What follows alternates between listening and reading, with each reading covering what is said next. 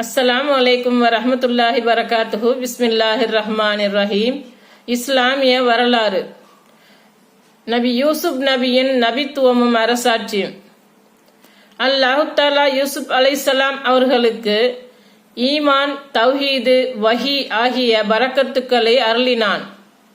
ஆரம்ப காலத்தில் செல்வம், உலக அறிவு, நகர வாழ்க்கை என்றில்லாமல் கிராமத்தின் எளிய வாழ்க்கையை மட்டுமே கண்ட இவர்கள் தாம் விரும்பாமலேயே மிஸ்ர் என்ற நாகரிகமான நாட்டிற்கு சென்றது இறைவன் நிகழ்த்திய விந்தையாகும்.